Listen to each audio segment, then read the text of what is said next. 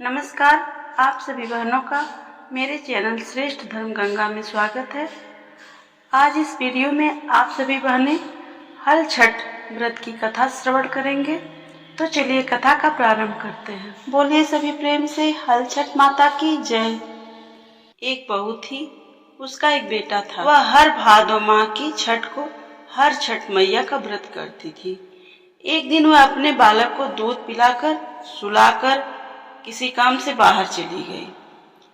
वह अपनी पड़ोस की महिला से कह कर गई कि मेरे बच्चे का ध्यान रखना। लेकिन दुर्भाग्यवश उस महिला के कोई संतान नहीं थी।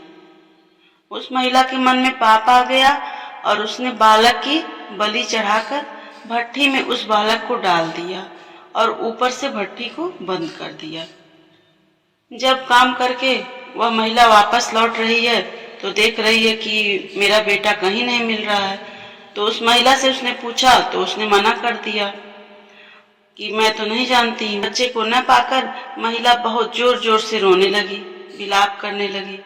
वह हर जगह अपने बालक को ढूंढने लगी। तभी उसके पड़ोस में रहने वाली एक महिला ने उस महिला के सारे करतूत को देखा था कि कैसे कैसे उसने बालक को भट्ठी में डाला, बलि चढ़ाई। तब वह महिला उस बहू से बताई कि तुम्हारे बेटे के साथ ऐसा ही किया गया है।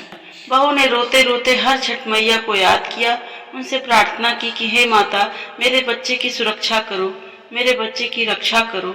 और भट्ठी का ढक्कन खोला तो उसके आश्चर्य का कोई ठिकाना ही नहीं रहा। उसका बालक भट्ठी में हंसता हुआ खेल रहा था।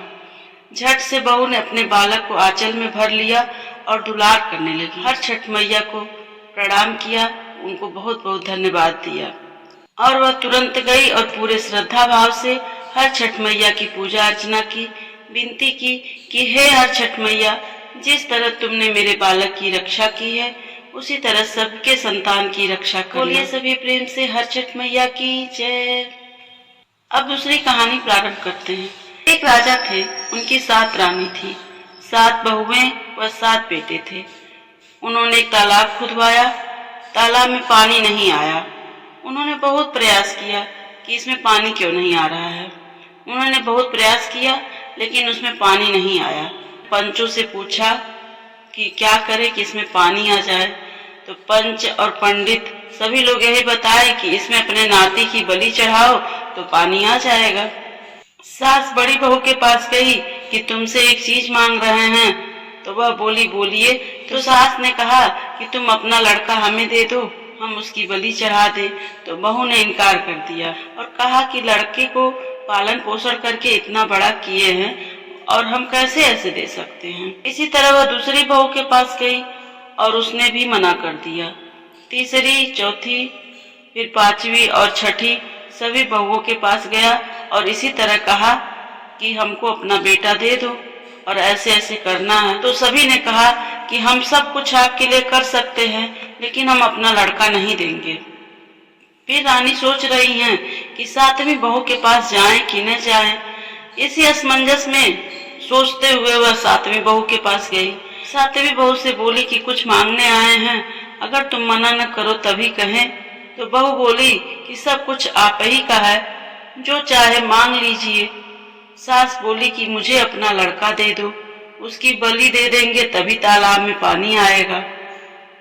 बहू ने अपनी आंखों में आंसू भरकर लड़के को दे दिया और लड़के की बलि दे दी गई। अब तालाब में पानी आ गया। तालाब में इतना पानी आया कि वह भर गया।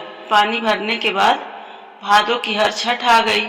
सारी महिलाएं तालाब पर नहाने गई। सब नहाने तालाब पर जा रही थी तो ससुर 7वीं बहू से कहते हैं कि बेटा तुम भी चली जाओ। बहू ने सोचा कि हमारे पास तो लड़का ही नहीं है, पर हमारे ससुर जी कह रहे हैं तो उनके आदेश से तालाब में नहाने चली जाऊं। सब महिलाएं तालाब में नहा रही थी तो एक छोटा सा बालक खेलते हुए गोदी में आ गया। सबने कहा कि यह किसका लड़का है, किसका लड़का है। सबने इनकार किया। तब छोटी बहू ने देखा कि वह उसी का बेटा था। उसने बालक को आंचल में उठा लिया और घर आकर हर छठ मैया की बहुत श्रद्धा भक्ति से पूजा की और माता को प्रणाम किया, धन्यवाद दिया।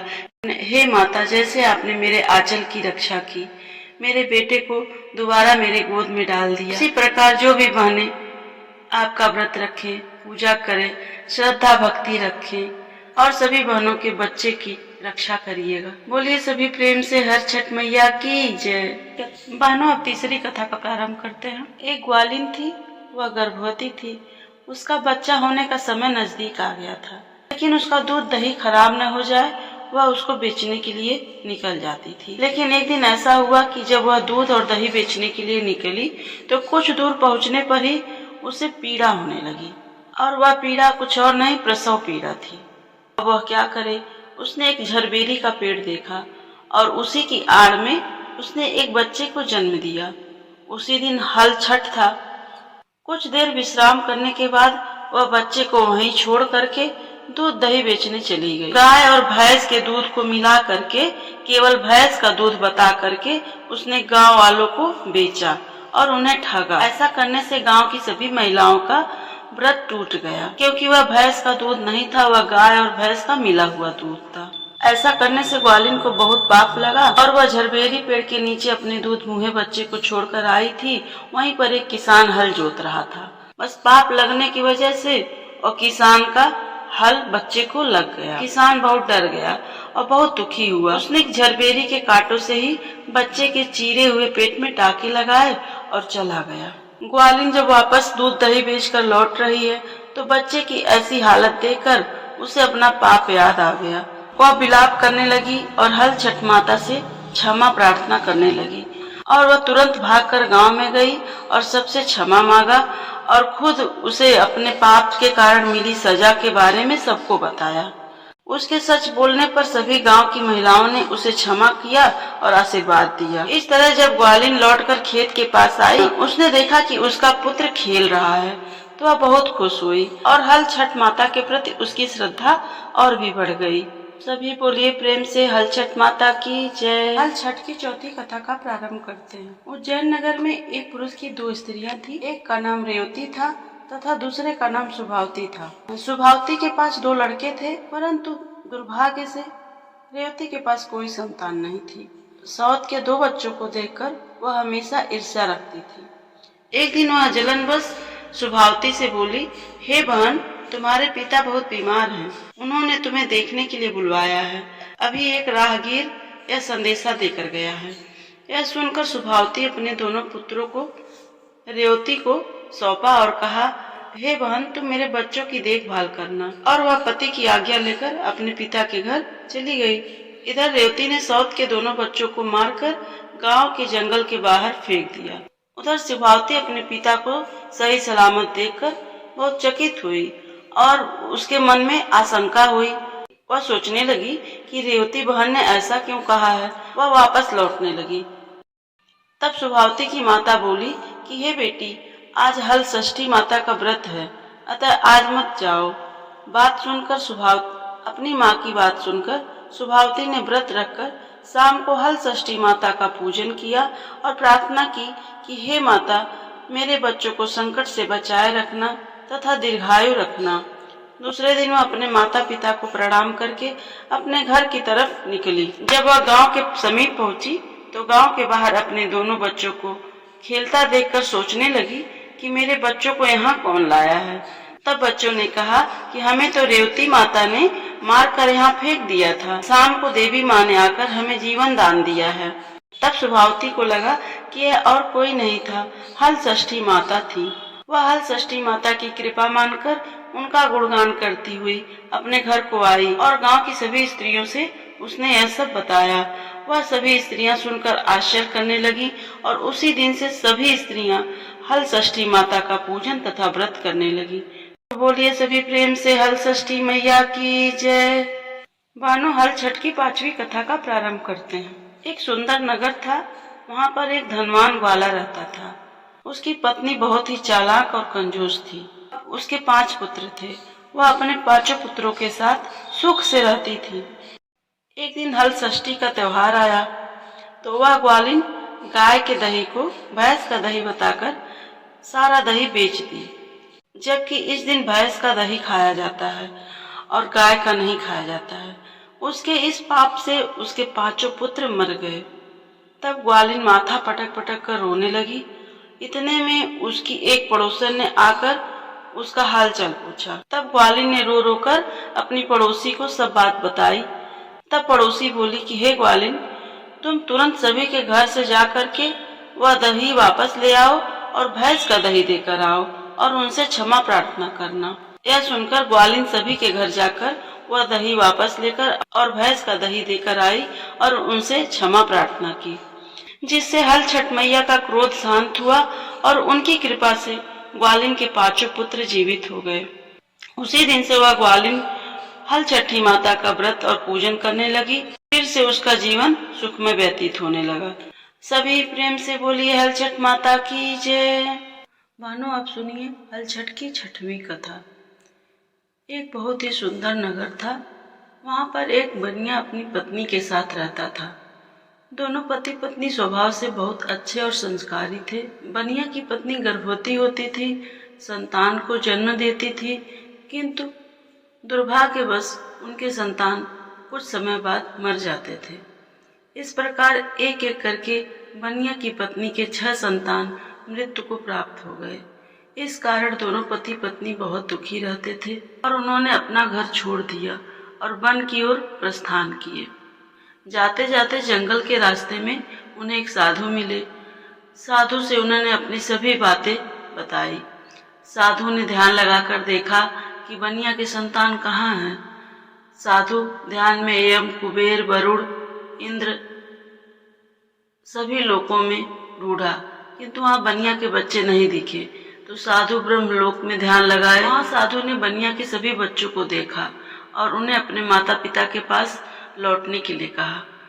बच्चों ने वापस लौटने से मना कर दिया और कहा, हे साधु महाराज, इससे पहले हम कई बार जन्म ले चुके हैं। हम किस किस माता पिता को याद रखकर उनके पास जाएं? हम जन्म, मृत्यु और गर्भ के चक्कर से अब मुक्त हो चुके हैं, अतः अब हम नहीं जाना चाहते हैं। तब साधु ने बनिया को दीर्घजीवी संतान प्राप्ति का उनसे उपाय पूछा। उन आत्माओं ने कहा कि यदि बनिया और उनकी पत्नी माता हल षष्ठी का व्रत और पूजन करे, कथा सुने और अपने पुत्र को व्रत के बाद जल से भीगा कपड़ा लगाए, तो उनका यह बालक दीर्घजीवी होगा। उन आत्माओं से इस प्रकार सुनकर साधु ध्यान से वापिस आकर बनिया से हल षष्ठी व्रत कथा, नियम आदि को बताया। साधु से हल षष्ठी के व्रत के विधान को सुनकर दोनों पति पत्नी घर को गए। समय बीतते गया और जब हल षष्ठी व्रत का दिन आया तो उन्होंने व्रत रखा तथा संतान प्राप्ति का वर मांगा। माता हल षष्ठी की कृपा से बनिया की पत्नी गर्भवती हुई और उसने एक सुंदर संतान को जन्म दिया। अगले छठ व्रत पर बनिया की पत्नी, जैसे साधु महाराज ने बताया था, अपने पुत्र को भीगा कपड़ा लगाए, वह उसी प्रकार से करती है। इस प्रकार हल छठ माता की कृपा से अब उनकी संतान ने दीर्घ आयु को प्राप्त किया। हल छठ माता की कृपा से बनिया का परिवार प्रसन्नता पूर्वक जीवन यापन करने लगा। माताओं और बहनों, यह थी हल छठ की प्राचीन 6 कथाएं, जिसको आप सभी श्रद्धा पूर्वक सुने और दूसरों को भी सुनाएं, जिससे आपके जीवन में हल छठ माता की कृपा प्राप्त होगी और आपका जीवन सुखमय होगा। आपके बालक सुखी रहेंगे और आपकी सभी मनोकामना पूर्ण होगी। जिस प्रकार से हल छठ माता ने सभी के बालकों को सुरक्षित किया, सभी के संतान को दीर्घायु किया, उसी प्रकार आप सभी कथा सुनने और सुनाने वाली बहनों, माताओं और अन्य सभी माताओं बहनों के बालकों की रक्षा और सुरक्षा हल छठ माता करें। बोलिए प्रेम से हल छठ माता की जय।